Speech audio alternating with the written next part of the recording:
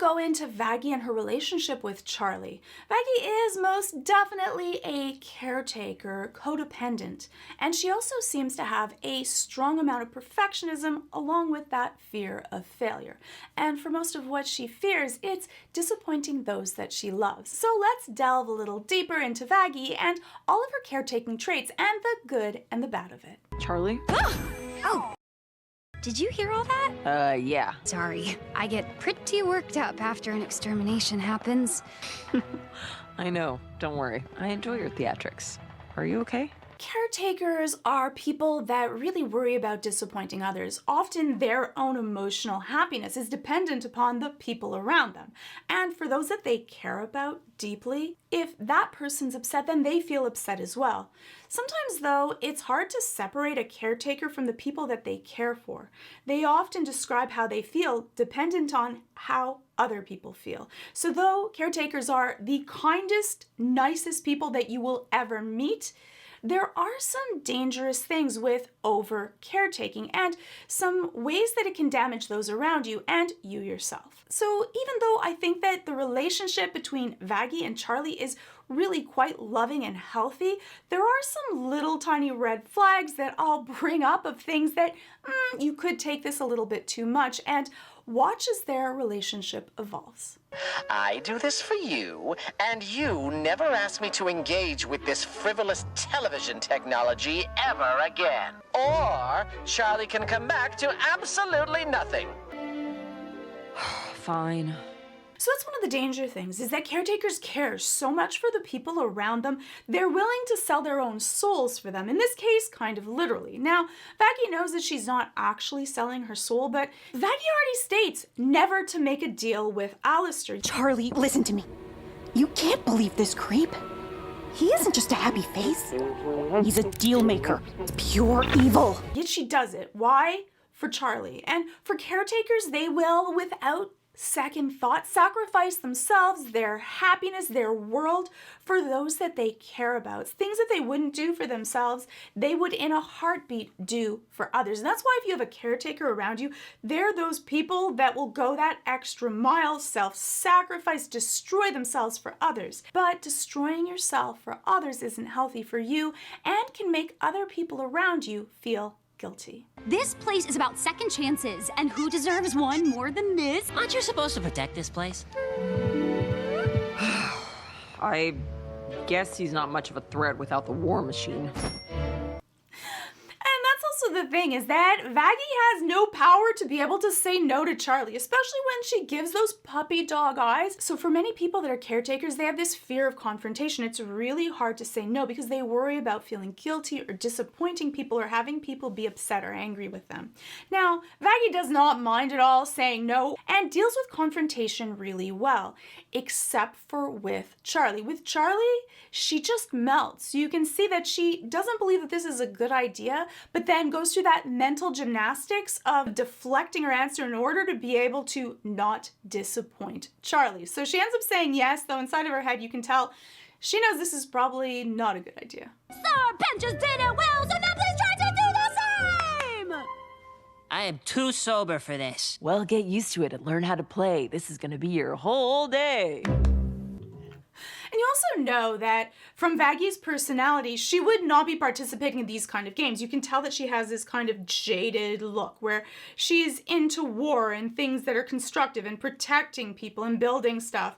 But this emotional intelligence part of her personality is the part that's just evolving. She's learning to. So she's doing this to support Charlie, but naturally I don't think that she would be participating in this game by her own free will versus Charlie, who would be jumping in to play this game because she enjoys it.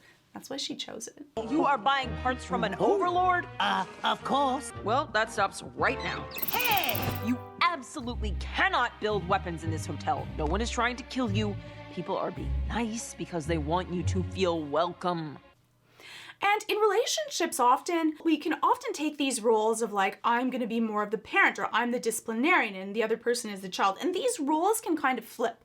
That sometimes when someone's feeling emotionally needy, they may act more like the child. And when someone is feeling like authoritative or that they have to protect or do something, then they can kind of take that parental role. And those roles flip. There's probably some areas that you'll feel more comfortable in. Like for Vaggie, she definitely doesn't feel more comfortable in the vulnerable or childlike role. She likes that parental take care of, protect, and deal with things. But often these roles flip depending on our emotional needs. And that's normal actually and healthy in relationships. Where we can end up with some pain points is where you might need to be cuddled or feel vulnerable or share something with and need to be validated and the other person doesn't read it. That's when you can end up with some relationship issues. So you want to be able to cue into your partner. And I think that Vaggie does a really good job of paying attention to the emotional needs of Charlie. And so here Vaggie is being kind of that parent and making sure that the house is safe and making sure that everyone inside of it is taken care of, because it matters a lot to Charlie to make sure that the hotel is welcoming but also safe. I thought maybe you could take the lead on this one. What? I don't know if I'm qualified to... Oh, come on. It'll be easy. I'm sure you can handle this. And there's very few times that we see Vaggie that's really unsure about herself or feeling uncertain. And you can see that for Vaggie going through more of these emotional needs and needing to teach people. She's not as sure of herself as when she's in that role of protecting. And that's the way that self-esteem works, is that we often have these self-esteem baskets where we feel really comfortable doing certain activities because they're in our wheelhouse. But where we can feel uncertain or anxious are in activities that are new or unknown or that we've had difficulty or struggled with in the past. Yeah, sure, I can handle this, no problem. And you see her pull herself together, like it's exactly because Charlie said that she believes in her and she needs to.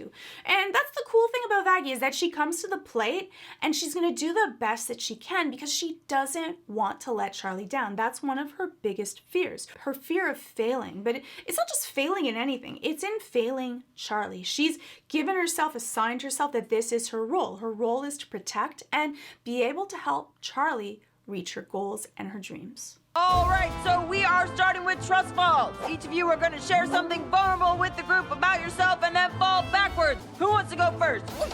Me. Sorry, the meing is just so cute that Charlie does. But you can see that Vaggie right away, when she takes that militaristic role, that's where she feels comfortable. That's where she thrives. And that this is the area that she feels self-assured. She knows that she can do this. And so because of that, it's second nature to her. And you have to remember, especially as caretakers, you can't be everything to all people. You often don't want to disappoint people and try to be everything to those that you care about, but that's impossible. And it's also not healthy. It's no big deal, Vaggie. You know, maybe I can just help, No, I told you you could trust me, and I'm not gonna let you down. I just need to teach them the way I was taught. This is how you learn to trust people! We often teach people in the way that we've been taught. We often believe that the things that work for us will work for others, but everyone is different. And even if you are parenting two children about the same age, it doesn't always mean that the same techniques will work. But often we feel comfortable in doing what we had done to us that we found as effective. And for Vaggie's personality type, this militaristic kind of do things, get things done, and do it in a very active way is really effective. But it probably is not the best way for everyone to do it. But we go back to teaching the way that we've been trained and what we know. And so that's why a knowledge base is really important for human development, so that we have many different tools in our toolbox. And that's why therapy can be so helpful. So you learn to have more tools in your toolbox, because not every problem can be fixed with a hammer. Sometimes you might need a softer solution. This is the only way they'll learn, Charlie. No, it's not. There are other ways. It just takes time. Time we don't have. How many times will we have to watch your people be killed before we make headway? Vaggie. Sorry, I just love hearing everyone shouting in the background, complaining, blaming Vaggie for this. It's just kind of cute. They're having this heart-to-heart moment, and then you hear all the terror that's happening behind the scenes. Vaggie, I took charge today. He says like Serpentis says like my kingdom for me. I don't know. I just tell me you can transcribe whoever has already gone through to transcribe what they say. So adorable. Sorry. I apologize. I got sidetracked. I took charge today, and it all went sideways. I'm supposed to make your dreams a reality. I'm supposed to protect you. I'm supposed to never fail you. I blame you for this, you crazy! I heard that one. But we see that that's Vaggie's fear of failure, and that's often for caretakers the biggest fear that they fear. The largest fear that they have is failing those that they care about, letting them down, because they see that as their role, as their identity, their purpose for being. And without that, then who are they? And for caretakers, they can often go through this identity crisis when those that they are feeling like they have to caretake for leave the house, grow up, or develop other relationships or evolve. So sometimes even caretakers can selfishly try to make people dependent upon them or pick people that are broken so that they never can leave. Unconsciously, of course, but it's kind of the dark side of caretaking, that it can become manipulative. Vaggie, you're not... If I can't help you, what's the point of me? Vaggie, don't say that. You do so much. I'm sorry. I'd like to be alone for a minute. And that is that avoidant response, that she doesn't even want to be comforted. She needs her own time and space. And so for people that are avoidant in nature, when they feel flooded or upset, they often need space and go away. Now, sometimes they do hope that the anxious person, because often people that are avoidant are with someone that's more anxiously attached, they work out really well together. In some ways, you kind of need to monitor how long you might leave for and let the other person know, because when you leave and withdraw, the anxious person, their anxiety will actually increase when you're taking the time to be able to have your anxiety decrease. So we end up with this chase that can often happen. And that feeling, that fear of failure can be really heart-wrenching, exceptionally painful, because you feel that if an action fails, that means that you have failed. You as a person is a failure just because you've gone through failure. And I love that Charlie does two things. One is that she's trying to let Vaggie know that that doesn't have to be her role, that she doesn't need her to be able to fix everything. That's not why she has her, even though for Vaggie, that is her belief system. And I also think that her being an angel, where her entire job was to be able to protect people, enforce things, and have this unconditional love for people, that, except for those in hell, but for Charlie, that's what she believes she's been taught is what she has to do. And in our family of origin, if we're taught that that's our role, then we end up often applying that to all the other relationships around us, even if it becomes unhealthy or even toxic. Let's go home, guys. Ugh! I just walked up all those stairs. And it's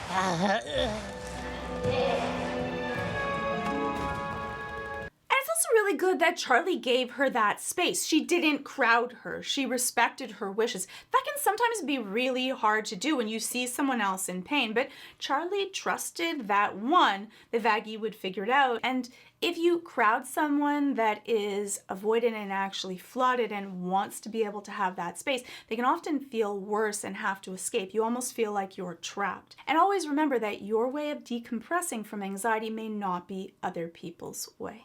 What am I doing wrong? You don't really use the power that comes with that, which I love about you. But maybe you can command a little more authority. But that's so mean.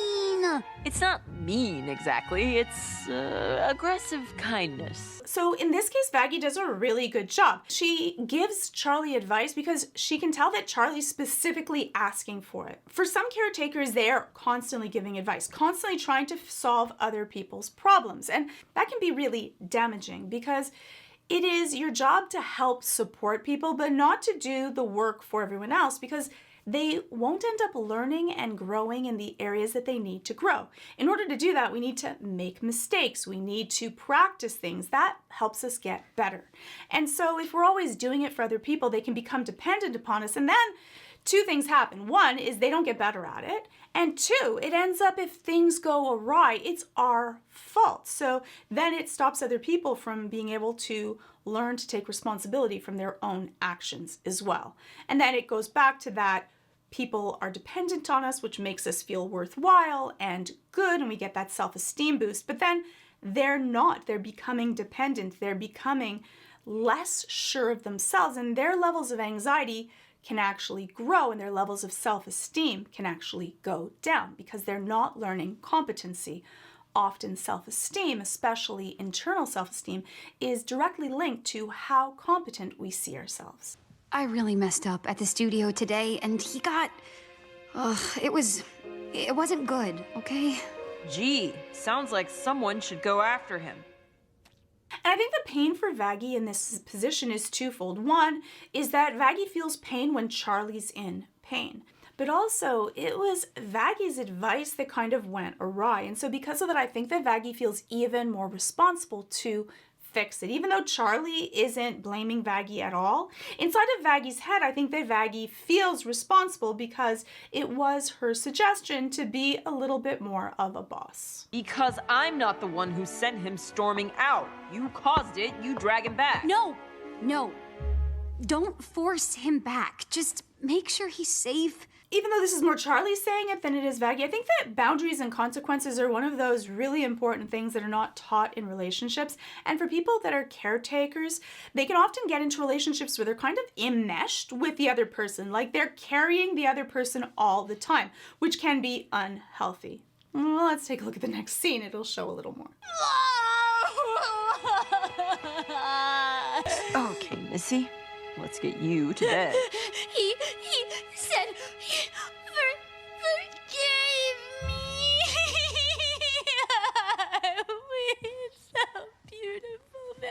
And here, Vaggie is literally carrying Charlie to get back to bed. And I'm sure that Charlie could actually walk, and it's fine to sometimes carry someone else literally or figuratively and take care of them. But you don't want it to become all the time, because then that dependency kind of sets in. And what can end up happening is you can end up feeling resentful towards the other person that you're caring for. You can do that. You can expend and overreach and do more than what your energy levels have for a small period of time. But if you're doing it all the time, then you can end up feeling really drained and exhausted and have these feelings of animosity towards those that you love. So sometimes saying no is actually healthy for a relationship. So you want to make sure that you're not overdoing it. I like to say that you shouldn't be doing more work all the time than everyone else is either. So you don't end up in this enmeshed relationship, which is kind of like you're holding up another person completely, like the tree is leaning on you.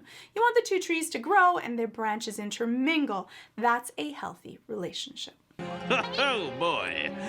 Heaven is not exactly as carefree as you might think, and they aren't very open-minded as you'd hope. These are our people, Dad.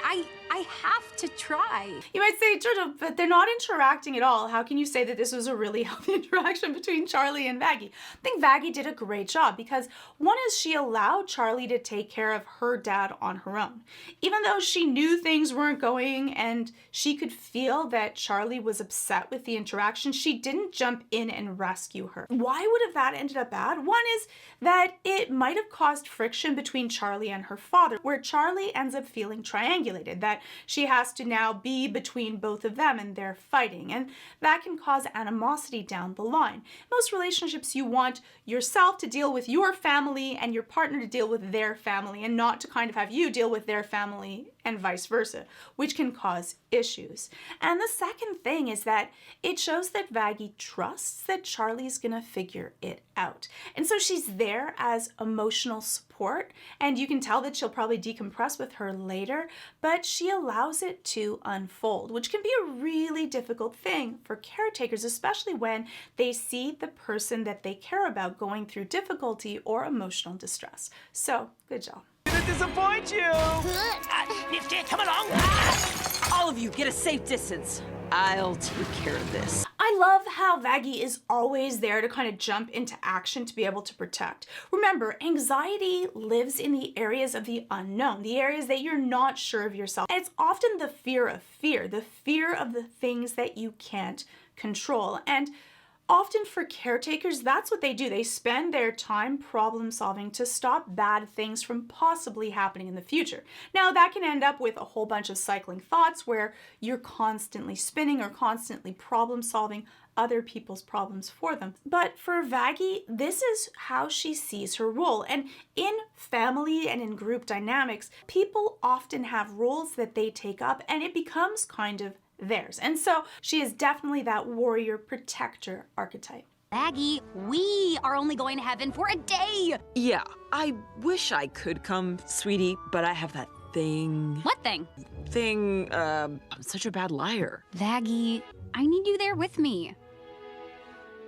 Fine. And it's often difficult to be able to say no to people. Often the reason for that is that we don't want to disappoint them. We don't want them to feel bad because it would hurt us. So sometimes we're caretaking other people's emotions, not actually for them, like it seems out of a kindness, but it's actually because if they feel bad, then we feel bad. And we would rather us hurt than for them to hurt. And it's interesting that when Vaggie goes, I'm such a bad liar, and Charlie doesn't really pursue it. Like Charlie gets kind of like so involved in her own world that she's not really paying attention that, well, why? Why would you not want to come? Why, when you support me in everything, would you not want to go there? She doesn't really pursue it. She just kind of lets it go and continues on because she's so wrapped up in her own world. But I wonder what your would think if she found out you are actually one of us. What do you want? I love it. I love when she gets gruff and kind of like that takes on that really tough exterior and that kind of pushback. It's actually a skill. Like you need to be able to have that in your toolbox to be able to have that personality of like back off, be careful. Everyone should actually be taught that. It's good for anti-bullying. It's good for being able to be in difficult interactions so that when you say something, other people listen and they believe that you mean it. Because if not, you're going to get all of this pushback. I love the way that Vaggie can really speak with authority. You work for me again, and at the hearing, you're gonna help me shut this kindergarten snowflake bullshit down for good. Never. I guess I'll just tell little Miss Butterflies and Rainbows that she's been someone who's killed thousands of her people. And even though she's threatened directly with losing her relationship, which is the entire reason that she's been lying to Charlie in the first place, because out of everything, that would be the worst thing for her to lose. But she still doesn't give in to Adam. And that's the thing, is that you give in to someone that's trying to blackmail you. You don't deal with terrorism. You have to say no, because once you start to say yes, they'll just keep on asking for more. She also understands that the risk is huge. And that shows so much strength from Vaggie. It's such a hard thing to do, to stand up and risk losing everything that you care about, but she did it anyways. You seriously gonna sit there and pretend like this behavior is okay? What do you think? I have to go to the bathroom. What, Vaggie, can you hold it? And I get it. For Vaggie, it's a really difficult situation to be where she's being threatened. And really, I would have said that she should have told Charlie beforehand so that they're on the same page and they can kind of battle together. And I think that was the thing that hurt Charlie the most, was that Vaggie didn't trust her enough that she would be able to handle the truth. But sometimes when you care about something so much, that risk of losing it is too great, and you'll do anything to protect that. And so she's kind of confronting her greatest fear, the greatest fear of failing Charlie, and that if Charlie really knew who she was, that she might abandon her. And for a lot of people that are avoidant, they act all tough, that they don't need anyone and they can handle everything. But often that's actually from a deep, strong fear of being vulnerable or by being abandoned. And so often people that are more on the anxious side are the ones that are given that moniker of they're scared of being alone.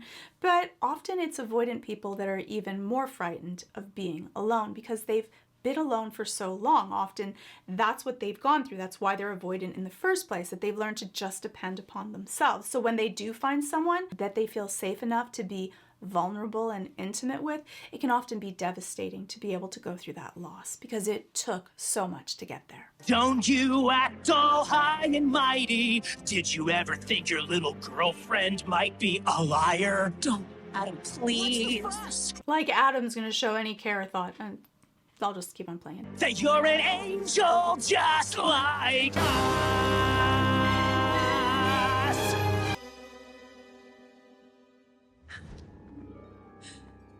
And such a hard thing to be able to be confronted with finding out these things about the person that they never knew, that were kind of hidden from them. And for Vaggie to have to confront that finally. I think that for many people, it's also a weight off of their shoulders to be able to be in that position. But it's also really hard, especially for Vaggie, with having this weight of being the very thing that everyone is fighting against. And for a lot of people, that's what they believe. Inside of them, they believe that they're this monster, they're this thing that couldn't be forgiven, couldn't be cared about. Even for Charlie, whose entire thing is about redemption and caring about those and change and becoming better people. And I think that that's why it was so hard for Charlie also, is that Vaggie didn't trust her to be able to show her the same love that she shows everyone else in hell. Right on cue. What did you do? Let her go. Vaggie, stop! What? I love this about their relationship, is that even though they're fighting, even though they have this issue, when it comes down to it, when push comes to shove, they protect each other. And I think that that's one of the modicums of a really strong relationship, is that even though I'm upset at you, if you need it, I am there to protect you, no questions asked. I can't guarantee your safety anymore, but none of you signed up for this. I'm gonna go learn how we can fight back, but when I come home, well, I'll understand if none of you are here. And that goes back to that kind of warrior archetype, that she's willing to do it alone. A lot of people that are avoidant have a really hard time asking for help or support.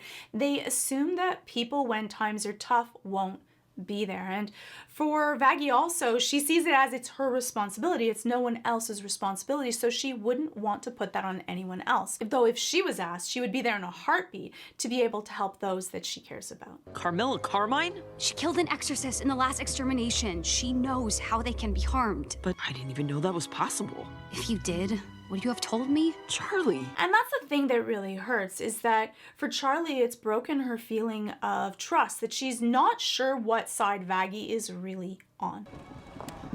Looks like you had a busy day. You too. Charlie, Hold that thought. I got you a souvenir from Cannibal Town. Oh, Charlie. I think that's really beautiful, because in that was gonna be their I'm sorry, and we don't have to go through the entire thing. That for Charlie, it's done. Her going to Carmine to be able to protect the hotel was all that she needed. She just needed that show, that action. And it's so true that actions speak louder than words. Words are easy, they're simple to do, but showing that care and love through her actions was completely enough. And I also love that Charlie kind of protected Vaggie in this emotionally from having to go through that. That right away, her buying her the little tiny shrunken head thing was her show of I've forgiven you and thank you. And that she also accepts her in her angelic form. Fortify that. Well, look who decided to show up.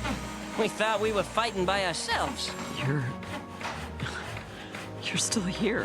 What? I love that. I love how happy Vaggie is that she really didn't expect it, and how those are the things that are healing for those that are avoidantly attached to people. When people are there when you don't expect them to be, when people show up and go above and beyond, especially for caretakers, because caretakers are used to doing everything for everyone else. And that's the thing that caretakers secretly wish for. They wish to also be cared for. And that's the way that they feel love and safety. And Angel does such a good job of also showing that they're together as a unit, because that was the other thing that Vaggie was trying to do, to try to make them all trust and care about each other. So she got it all in this pretty package.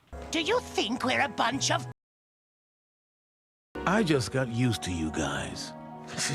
I ain't finding no new drinking buddies. I've named all the stains on the carpet. That one's Fred. So there's so many, there's just too much beautiful in that. Listen up, sinners! We got 24 hours before the extermination begins. Let's get to work. I love seeing Vaggie truly in her element, that this is what she's there for. Willing to do whatever it takes to be able to protect Charlie, to protect the hotel, to protect those that she cares about. And she does it without any question. Alistair's shield is working! Trying to focus, sweetie. We might actually have a chance! Love the optimism. Still trying to focus. And that's the beautiful thing of really good, strong couple relationships is that fighting others together. I love that they have each other's back, literally in this situation, but they're fighting as one unit. When you don't feel like the person that you're with has your back, it can be exceptionally damaging. And it's one of those huge signs that a relationship is in danger. So you want to be able to be on the same page as the person that you care about, especially when they're in distress. That's one of the parts that are really bonding for couples. And not just intimate couples, for friendships, for work environments. That's why we often do these scenarios or games or these community building exercises, because feeling one and the same and that you have each other's protection is really bonding for your group. And isn't it cute that you see her fighting with her hair up suddenly? Like she wasn't used to it because her hair was short when she did most of her battle training. I'm not used to fighting with long hair. By showing you the flaws in your own fighting style. Hair is actually a huge issue when you're fighting, and for a lot of female fighters, having to we try to braid it, we stick it inside of all kinds of ponytails because it gets caught on things, you can get trapped with it. Anyways, hair is a huge issue. So I love that she tied it up. She learned from it. Correct your mistake. Seriously, you're pathetic, you know that? Ready to die rather than accepting mercy? No. Live. Live knowing that you only do because I let you. A failure.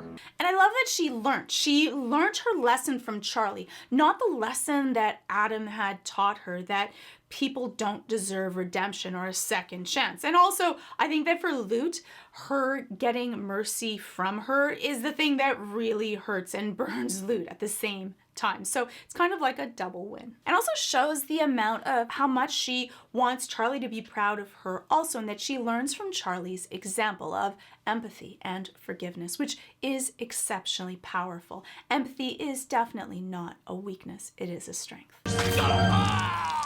Whoa. Hey, you got something sticking out of your thing there. You see the joy and happiness on Vaggie's face when Adam gets stabbed by Nifty.